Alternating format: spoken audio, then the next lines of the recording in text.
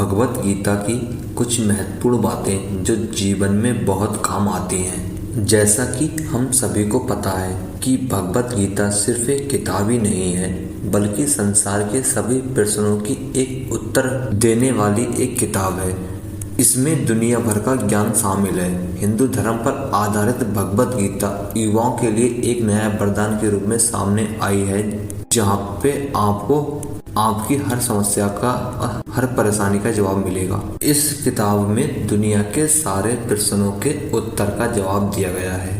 इस किताब की बातों को अगर आप जीवन में उतारते हैं तो आप अपने आप को एक नई राह पर पाते हैं, जिस राह पर पहुंचने का कुछ लोगों का सपना होता है। अपने ज्ञान के चलते और इस किताब के चलते और एक पॉजिटिव अप्रोच के चलते अपने जीवन का सही मार्ग, सही दिशा आप पा लेते हैं। किताब आपको बहुत कुछ सिखाती है। नमस्कार मित्रों, स्वागत है आपका हमारे YouTube channel inspiring thoughts by Raj में। मित्रों, आज हम आपको भगवत गीता में से कुछ ऐसे महत्वपूर्ण बातों के बारे में बताने वाले हैं जिनसे आपको बहुत ज्यादा प्रेरणा मिलेगी। मित्रों, वैसे तो भगवत गीता में बहुत सारी महत्वपूर्ण बातें हैं, लेकिन उन्हीं में से आज हम आपको कुछ महत्वपूर्ण बातें बताने वाले हैं। भगवत गीता में से महत्वपूर्ण बात यह है कि कर्म करो, फल की चिंता मत करो। मित्रों, श्री कृष्ण कहते हैं कि कर्म करो, फल की चिंता मत करो। हमें अपने कर्मों पर ज्यादा ध्यान देना चाहिए अपने फल की तुलना में, क्योंकि हमारे जैसे कर्म रहेंगे वैसा ही हमारा फल रहेगा। और अगर हम बिना रुके कर्म करते जाएंगे तो एक ना एक दिन हमें उसका फल बहुत ही बड़े आकार में मिलेगा ही मिलेगा। इस बात को श्री कृष्ण भगवान भगवत गीता की किताब में बड़े आसान शब्दों में बताते हैं कि हमें अपने कर्म पर इतना ध्यान देना चाहिए कि हम जब अपने कर्म करें तो हमें अपने फल की अपेक्षा ना करें, उस कर्म को करते जाएं और बड़ी उपलब्धि हासिल करें। अगली बात, ईश्वर या भगवान को याद शरीर से नहीं मन से करना चाहिए। भगवान को हम जब तक शरीर से याद करते हैं तब तक भगवान हमारे प्रतिरूप में बात नहीं करते हैं। जब तक हम ईश्वर को अपने मन में बसाकर उन्हें सच्चे दिल से याद नहीं करेंगे तब तक भगवान खुद हमारे प्रत्यक्ष नहीं आएंगे, क्योंकि भगवान सिर्फ उन्हीं लोगों के साथ रहते हैं जो उन्हें सच्चे दिल से उन्हें मानते हैं, उनका आदर सम्मान करते हैं। इसलिए श्री कृष्ण अर्जुन को बताते हुए कहते हैं कि हम अगर भगवान को सच्चे मन से याद करते हैं तो भगवान हमारा साथ जरूर देते हैं, हमारे अंदर एक सकारात्मकता भर देते हैं और वह हमारे अंदर एक सकारात्मक ऊर्जा का निर्माण करते हैं, जिससे हम अपने जीवन को सफलता के मार्ग पर खड़ा कर देते हैं और भगवान उन्हीं का साथ देते हैं जो उन्हें मन से चाहते हैं। अगला, स्नेह और सदाचार की भावना हमेशा रखनी चाहिए। श्री कृष्ण कहते हैं कि अगर हमारे अंदर शिष्टता और सदाचार, स्नेह का प्रेम भाव होगा तो हम लोगों को ज़्यादा अच्छी तरह से समझ पाएंगे, उनसे अच्छे व्यवहार रख पाएंगे, हम समाज का भला कर पाएंगे, लोगों में अच्छी सीख दे पाएंगे, लोगों की भलाई करने के लिए प्रेरणा दे पाएंगे। अगर हमारे अंदर सदाचार और प्रेम भाव की भावना होती है तो पूरी दुनिया हमारे साथ होती है, पूरी दुनिया हमारे लिए खड़ी रहती है, क्योंकि हम जितना ज़्यादा प्रेम भाव लोगों के प्रति रखेंगे उतना ही प्रेम भाव लोग हमें देंगे, क्योंकि प्रेम भाव से ही दुनिया का अस्तित्व है और प्रेम भाव से ही दुनिया का विनाश है। प्रेम भाव के बिना जीवन असंभव है, क्योंकि अगर लोगों के बीच प्रेम भाव नहीं होगा तो लोग एक दूसरे को समझ ही नहीं पाएंगे, एक दूसरे में ईर्ष्या की भावना को पैदा करके इस पूरी सृष्टि का विनाश का कारण बनेंगे। अगली महत्वपूर्ण बात आती है कि क्रोध पर नियंत्रण करना। श्री कृष्ण कहते हैं कि क्रोध को पी जाना ही बेहतर है, क्योंकि हमें क्रोध जब आता है तो काफ़ी सारा नुकसान कर देता है। गुस्सा हमें आता है पर उस गुस्से को हम उतारते किसी और व्यक्ति पर हैं, जिससे दोनों के मध्य बुराई की भावना उत्पन्न होती है। इसलिए श्री कृष्ण ने क्रोध को बहुत ही खराब माना है और कहा है कि व्यक्ति को क्रोध नहीं करना चाहिए। उसको अगर किसी बात पर क्रोध आ भी रहा है तो उस बात को वह शांतिपूर्वक सुने, समझे और उस परिस्थिति को देखकर उसमें सुधार करे, ना कि क्रोध करे। क्रोध एकमात्र ऐसा जरिया नहीं है, क्रोध से कुछ भी हासिल नहीं होता, ना ही कुछ सुधार होता है। क्रोध से सब कुछ बर्बाद ही होता है। इसलिए क्रोध ना हम कभी करें और न करने दें। इस बात को अगर जीवन में अपना लिया तो आप लोगों को कुछ नए नजरिए से देखेंगे, जिससे एक नई ऊर्जा उत्पन्न होगी और इस ऊर्जा से आपके जीवन पर बहुत ही गहरा प्रभाव पड़ेगा और आपकी जिंदगी काफी हद तक निखर कर सामने आएगी। अगली बात आती है कि मिट्टी से बने हो मिट्टी में ही मिल जाओगे। मित्रों, श्री कृष्ण ने इस बात को बहुत ही अच्छे से इसलिए बताया है कि हम व्यक्ति एक कठपुतली हैं जो कि आते हैं इस दुनिया में और चले जाते हैं। उनके ना तो आने का समय निश्चित रहता है और ना ही जाने का समय निश्चित रहता है। एक सीमित समय के लिए आते हैं और इस दुनिया से चले जाते हैं। इस बात को श्री कृष्ण अपने इन पंक्तियों में कहते हैं कि व्यक्ति मिट्टी से ही बना है और वह मिट्टी में ही मिल जाता है। उसका अस्तित्व सिर्फ इतना ही है कि इसलिए व्यक्ति को लोभ लालच की भावना नहीं रखनी चाहिए, क्योंकि तो वह कुछ लेकर आता है और ना ही वह कुछ लेकर चला जाता है। वह जिंदगी भर काम करता है दूसरों के लिए और दूसरों के लिए ही करता रहता है और मरने के बाद वह दूसरों के लिए ही सब कुछ छोड़ जाता है। इसलिए हमें लोभ लालच की भावना छोड़कर सदाचार की भावना अपना लेनी चाहिए, क्योंकि इसी से सारे जगत की भलाई है। अगला, क्या लेकर आए थे क्या लेकर जाओगे। श्री कृष्ण कहते हैं कि व्यक्ति इस दुनिया में कुछ ना कुछ लेकर आया था और ना कुछ लेकर जाता है।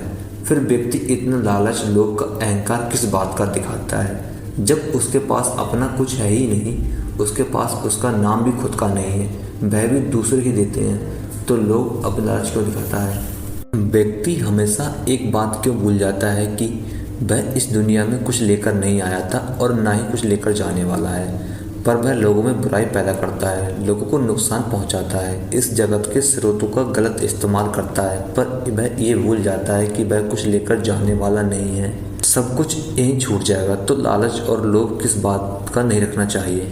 इसलिए हमें लोगों से प्रेम भावना का व्यवहार रखकर इस दुनिया को अपना मानकर अपनी जिंदगी पर ही निछावर कर देना चाहिए और उन्हीं के लिए काम करना चाहिए, क्योंकि अगर व्यक्तियों में स्नेह भावना का भाव आ गया तो ये दुनिया बदलते देर नहीं लगेगी। अगला, चिंता छोड़ो, धैर्य रखना सीखो।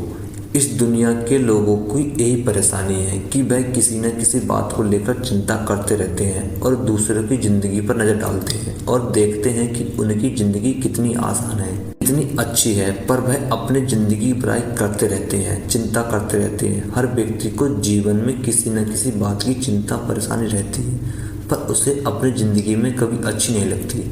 उसे दूसरों की जिंदगी अच्छी लगती है, उसी पर उसकी नज़र रहती है। इस बात को श्री कृष्ण कुछ यूँ कहते हैं कि हमें चिंता छोड़कर ध्यान रखना चाहिए। जीवन में जो कुछ भी होगा अपने निश्चित समय पर ही होगा, उस पर हमारा कोई हाथ नहीं है, ये हमारे हाथ में नहीं है। इसलिए चिंता छोड़कर हमें अपने कर्म पर ध्यान देना चाहिए, क्योंकि अगर कर्म अच्छा होगा तो सब अच्छा रहेगा। इसलिए चिंता छोड़कर धैर्य रखो, जो होना है वह होकर ही रहेगा। इसमें ना हम कुछ कर सकते हैं और ना ही हम कुछ कर पाएंगे, ये हमारे हाथ में नहीं है। इसलिए हमें अपने कर्म पर फोकस करना चाहिए और उसी पर फोकस करें, उसी से इस जीवन का निर्माण और विनाश होगा।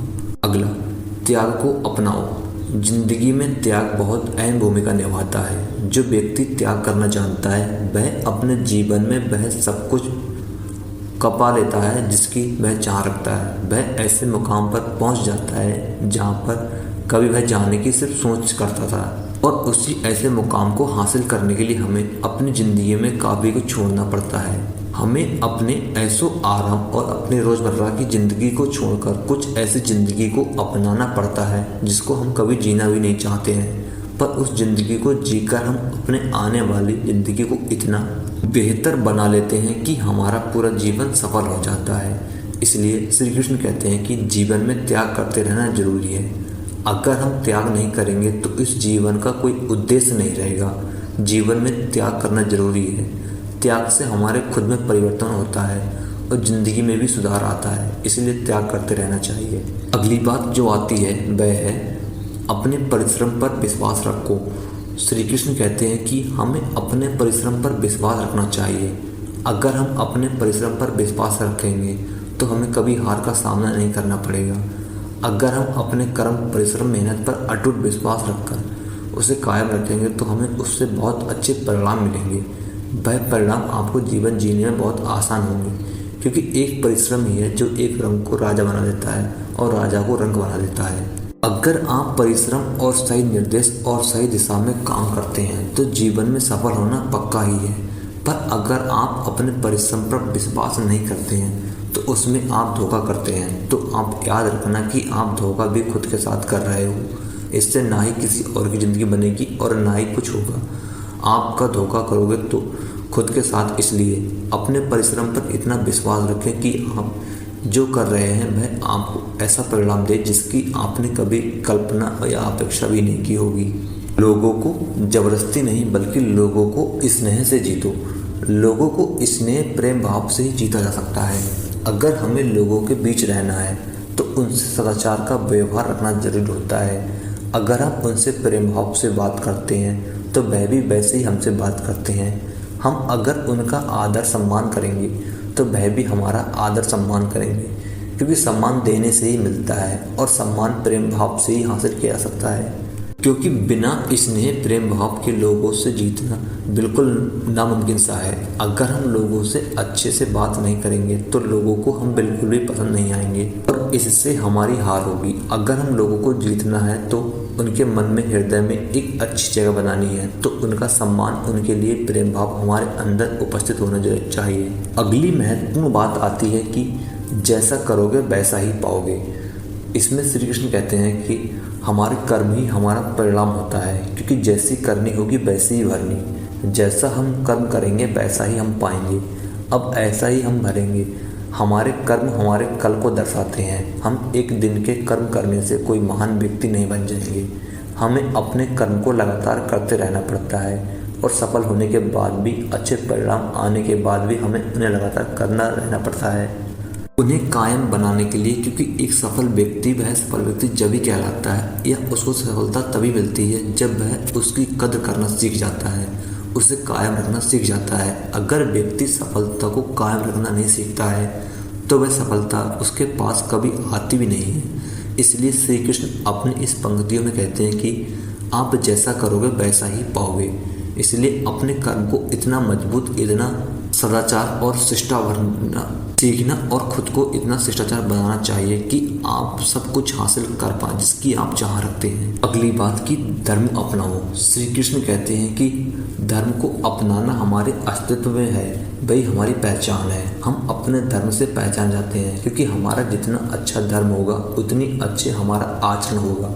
अपने आचरण को सुंदर बनाने के लिए हमें अपने धर्म को और भी बेहतर बनाना पड़ेगा। हम अपने धर्म को मानते हैं पर उन्हें अपने जीवन में उतार कर, अपना कर नहीं देखते हैं। जब तक हम अपने धर्म को अपने जीवन में नहीं उतारेंगे तब तक हमें कोई बदलाव नहीं आएगा, और जब तक जीवन में बदलाव नहीं आएगा तब तक आप सफलता के रास्ते तक नहीं पहुंच पाओगे। हर व्यक्ति चाहता है कि वह सफलता हासिल करे, पर वह अच्छी बातों को नहीं अपनाना चाहता है। पर आप अगर सफलता के मार्ग पर जाना चाहते हैं तो आप जिस धर्म से हैं उस धर्म को अपनाइए, उसे मानिए, उसकी किताबें पढ़िए, ताकि आपको उसके बारे में और ज़्यादा ज्ञान मिल सके, इसके बारे में आप ज़्यादा जान सकें। अगली महत्वपूर्ण बात है कि हमेशा सकारात्मक रहो। श्री कृष्ण कहते हैं कि हमारी सकारात्मकता हमारी बातों और हमारे काम करने के तरीकों से झलकती है। जितना हम सकारात्मकता से अपना काम करेंगे उस काम को सफल होने की संभावना उतनी ही अधिक बढ़ जाएगी। एक सकारात्मक व्यक्ति हर एक स्थान पर सम्मान पाता है। उसकी सकारात्मकता उसकी बातों से प्रतीत होती है और अपनी बातों से लोगों का मन मोह करना जानता है। सकारात्मक अगर काम में आएगी तभी वह काम सफल होगा। नकारात्मक या नेगेटिविटी हमें हमेशा हर काम का सामना करवाती है। इसलिए हमें हमेशा पॉजिटिव रहना चाहिए और काम करते रहना चाहिए। अगली महत्वपूर्ण बात है कि आप स्वयं अपने जीवन के निर्माता हैं। इन पंक्तियों के द्वारा श्री कृष्ण कहते हैं कि आप खुद ही अपने जीवन के निर्माता हैं। आप जैसा बीज बोएंगे वैसा ही काटेंगे। आप जितना परिश्रम करेंगे आप उतने ही अच्छे परिश्रम के परिणाम पाएंगे। आप जीवन में जो स्थान की चाह रखते हैं उस स्थान पर सिर्फ एक ही तरीके से पहुंच सकते हैं, और वह जरिया है आपकी मेहनत। आप जितनी ज़्यादा मेहनत करके अपना अच्छी प्रस्तुत करेंगे उतना ही अच्छा आप पाएंगे भी। आप खुद अपने जीवन के निर्माता हैं। आप अपने जीवन को बना सकते हैं, आप अपने जीवन को बिगाड़ भी सकते हैं। पर लाखों लोग अपने जीवन में कुछ ऐसी आदतों को अपना लेते हैं जिससे वह अपनी राह कभी नहीं खोज पाते।